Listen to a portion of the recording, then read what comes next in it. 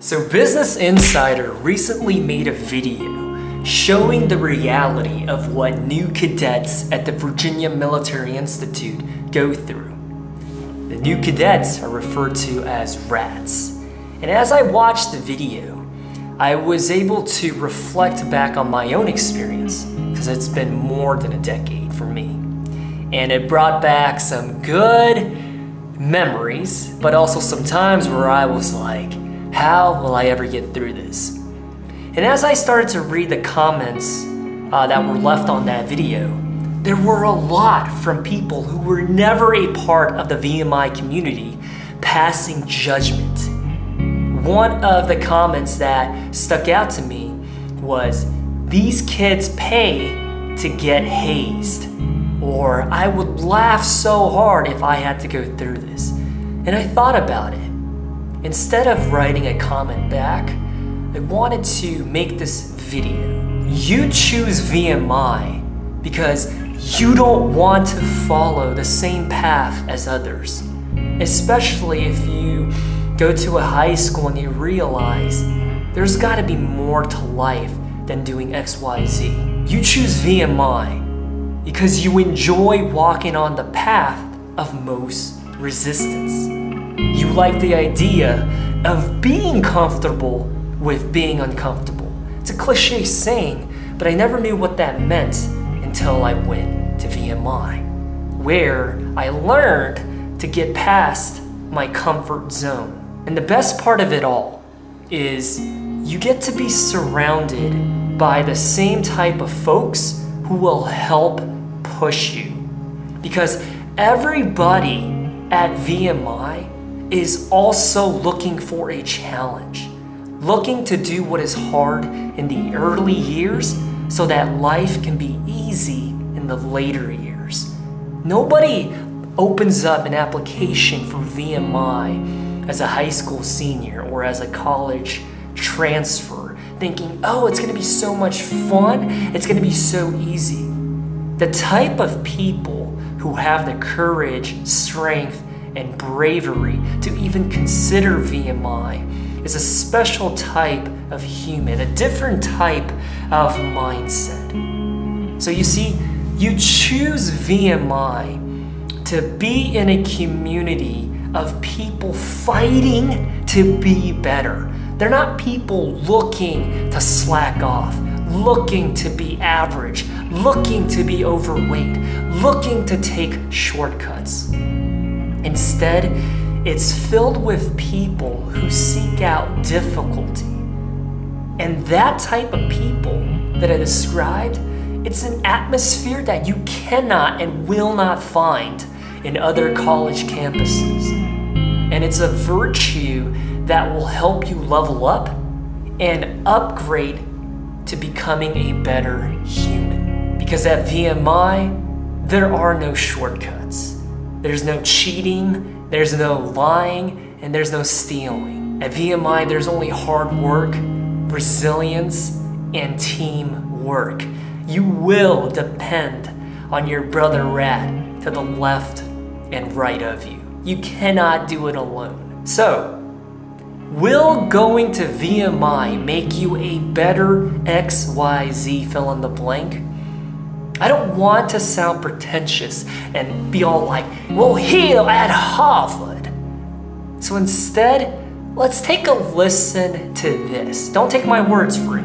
This is United States Marine Corps General Mathis. Gentlemen, welcome to this morning's special presentation by our country's sitting Secretary of Defense, the Honorable James N. Mattis.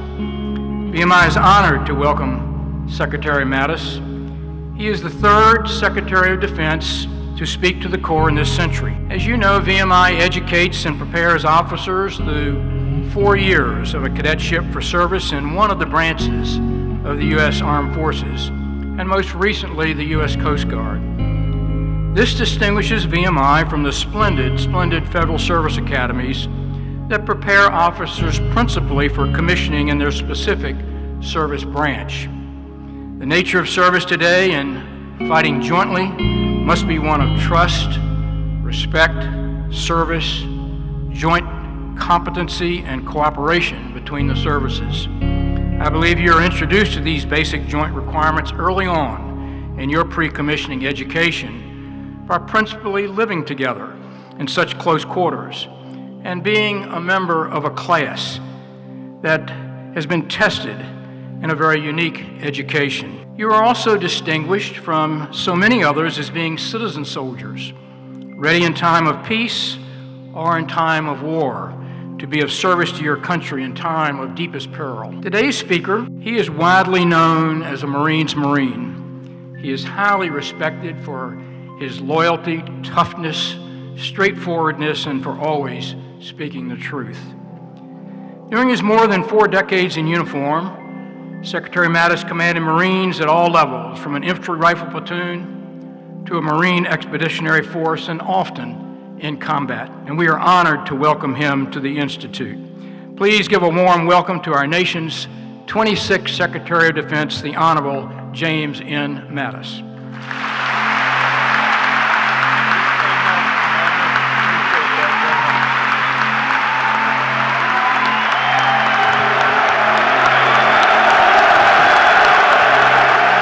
Well, thank you. Thank you very much, all of you, and we'll see if you clap that loud when I get done, I might add. We'll see if I pass the grade here. But General P., former commander of mine, thanks for the very kind introduction. I would just tell you, I still remember the 101st over there, well to the left of the Marines, and there was nothing that could stop that unit as they closed in on MSR Newmarket. I think I know where that name came from when we saw it on the tactical maps. But I would also tell you that your fighting instinct permeated all the way down to me years later as the regimental commander out in the Mojave when you came out and reviewed the attack we made there. I would just say that with VMI blood running through your veins, it's great that you followed your father's footsteps as a cadet here and then have returned once again. It builds a lot of my confidence as I think about what's facing our country today, to know that someone, what we call in the Naval Service, a shipmate, is here guiding this school today. One of the reasons I wanted to come here is I owe you a debt.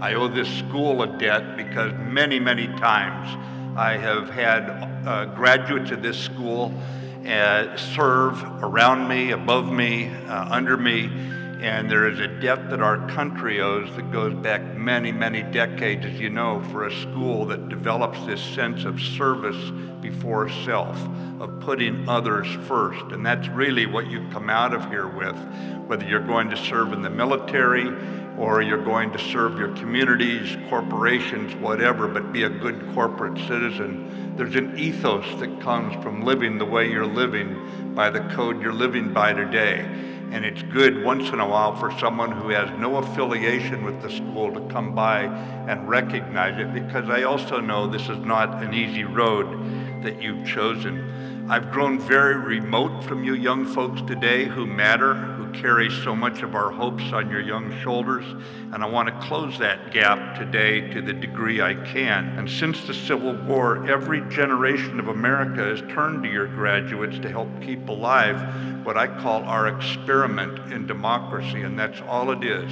It's one great big experiment that's testing to see if a government of the people, by the people, and for the people can long survive in a world that is not helpful on many occasions. You're going to be expected to carry on that legacy. There's many, many ways to do so. You get old like me and you like learning stuff, you know. It's like it's not a pain in the neck like it is in some of the classrooms, you know. You really want to learn stuff. And I was out in the middle of nowhere a few years ago, again with my little team there rolling down the road, and it was probably somewhere around 40 to 50 kilometers from the nearest next outpost. And we pulled in during the night because we had trouble getting there, got inside this lieutenant's perimeter with about 40 guys out there, sailors and Marines. And when the sun came up, he came over to see me, check in, and he said, by the way, General, last night we caught a guy trying to lay an IED on the road you were driving in on. I said, well, that's kind of nice, you know, a little personal, you know what I mean? wanted to blow me up. He said, yeah, he said, an engineer, and he speaks perfect English. Do you want to talk with him? I said, sure, bring him over. So they brought him over to see me, and he was shaking like a leaf. It was not his best night, you know what I mean? He'd been out there with his wheelbarrow, he had his 2 artillery rounds, had his car battery, he's got his shovel, he's digging a hole, and he looks up and there's 5 people with automatic weapons dressed in camouflage. And he realized immediately his retirement plan was in jeopardy at that point. And so he's shaking badly, he wants a cigarette, and I decided not to give him my anti-smoking lecture for a change. He looked like he needed it. So I had to light it for him. We cut his handcuffs off, little plastic cuffs the Marines put on him. And I said, what are you doing this for? You know, what's wrong with you? You know, you're a Sunni, we're the Marines, we're the only friends you've got out here. And he started, you know, going off, oh, you Jews, you Americans, you want to steal our oil, and all this stuff. And I said, okay. I said, you're obviously an educated man. I'm not going to waste my time listening to this dribble. And he sat there for a minute, and the Marine Guard moved in to take him away, and he sat there, he's just sitting there on the ground with me. And he said, can I sit here a minute? I said, sure. And after a minute, he seemed to be a little calmer. We got him a cup of coffee. He's spilling it. He's still nervous.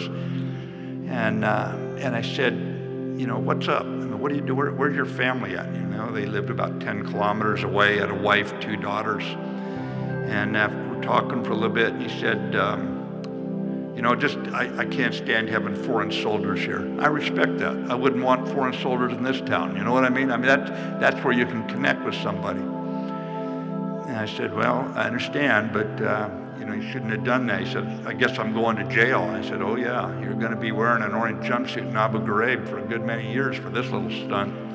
And you're lucky you're not dead for, you know, and he said, yeah. He says, but now I want you all, especially you young people, to listen to me here.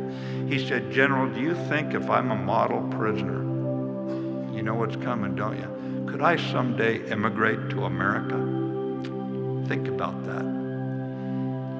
Think about that the hatred he felt was so much that he would go out and try to put a bomb on the road to kill us.